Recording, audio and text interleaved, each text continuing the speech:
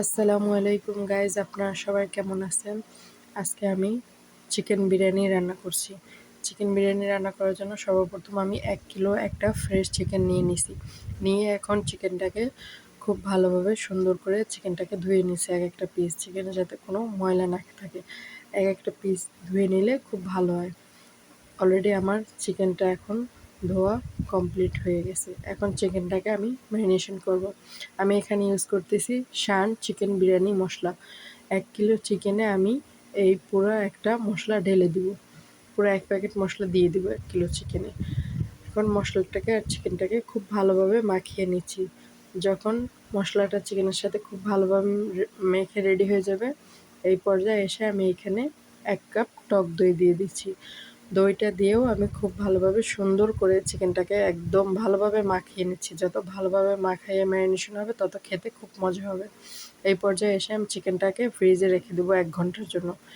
এখানে আমি একটা ফ্রাই প্যানে অলরেডি আমার প্রয়োজন মতন তেল নিয়ে নিছি, সামান্য কিছু গরম মশলা দিয়ে দিলাম, প্রয়োজন অনুযায়ী যতটুকু দরকার অতটুকু পেঁয়াজ দিয়ে খুব সুন্দরভাবে এটাকে ব্রাউন কালার করে নিব। ওই সাইডে আমি বিরিয়ানির চালের জন্য বড় পাতিলে পানি গরম দিয়ে দিছি। এখানে যা যা প্রয়োজন ওগুলো আমি স্ক্রিনে দেখাই দিছি। এগুলো আমি কোনো পরিমাণ মতন না, আমি আমার আন্দাজ মতনই সব কিছু দিচ্ছি।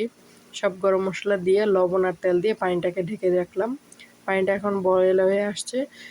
এখন আমি এই পর্যায়ে এসে এখানে ধনিয়া পাতা, পুদিনা পাতা, একটু কাঁচামরিচ দিয়ে দিচ্ছি। এই সাইডে আমার পেঁয়াজটাও খুব সুন্দরভাবে ব্রাউন কালার হয়ে গেছে। এখানে এখন আমি আমার ম্যারিনেট করে রাখা চিকেনটাকে দিয়ে খুব সুন্দর করে চিকেনটাকে নাড়িয়ে ছাড়িয়ে এখানে আমি ভুনা করে নিব, একদম কষিয়ে নিব চিকেনটাকে। এখানে খুব সুন্দরভাবে চিকেনটা থেকে তেল বেরোচ্ছে, তার মানে চিকেনটা কষিয়ে আসছে। বিরিয়ানিতে আমার আলু খুব পছন্দ। বিরিয়ানিতে আলু দেওয়ার জন্য আমি আগে থেকে আলু কেটে ওয়াশ করে নিয়েছিলাম।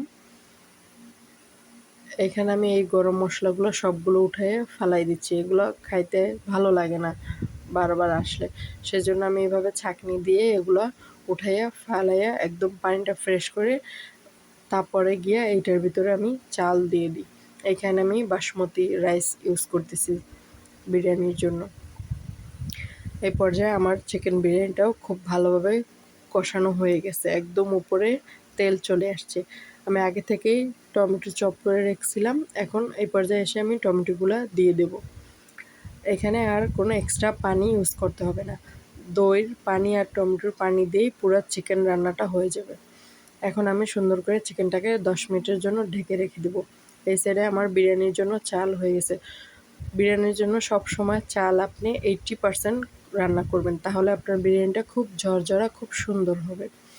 দেখছেন টমেটো থেকে কতটা পানি বের হচ্ছে, এই পানিটাই পুরো চিকেনটা সেদ্ধ হয়ে যাবে, আর এক্সট্রা পানি দেওয়ার প্রয়োজন নেই।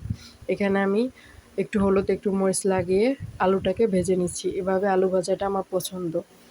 এখন আমি এই পর্যায়ে এসে চিকেনের সাথে আলুটাকে অ্যাড করে দিব, কারণ চিকেন অলরেডি আপনার 80% হয়ে আসছে।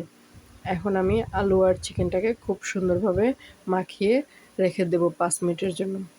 এই সাইডে আমি বিরিয়ানিটা দম দেওয়ার জন্য পাতিলটা রেডি করে নিচ্ছি। সর্বপ্রথম 2 চামচ ঘি দিয়ে তারপরে অর্ধেক পরিমাণ রাইস দিয়ে দিচ্ছি নিচে, কারণ আমি এটাতে 2 লেয়ার করব, সেজন্য। প্রথম লেয়ারে রাইস দিয়ে তারপর আমি সেকেন্ড লেয়ারে পুরো চিকেনটা একবারে দিয়ে খুব সুন্দরভাবে পুরো পাতিলের সাথে একদম ব্রাউন করে খুব সুন্দরভাবে আমি চিকেনটাকে একদম বিছিয়ে দিচ্ছি।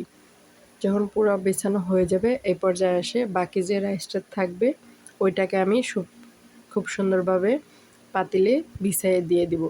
এর উপরে আমি এখন 2 টেবিল চামচ ঘি দিয়ে দিচ্ছি। ডেকোরেশন ঘি দিলে ঘ্রাণটা খুব সুন্দর আসে। এর উপরে আমি দিয়ে দিচ্ছি বিরিয়ানি ফুড কালার। উপরে আমি ডেকোরেশনের জন্য একটু সামান্য ধনেপাতা, একটু কাঁচামরিচ দিয়ে দিছি। এখন আমি বিরিয়ানিটা ডেকে 15 মিনিটের জন্য দমে রাখছি। এই পর্যায়ে আমার বিরিয়ানির দম শেষ হলো। এখন আমি খুলে বিরিয়ানির কালারটা চেক করব।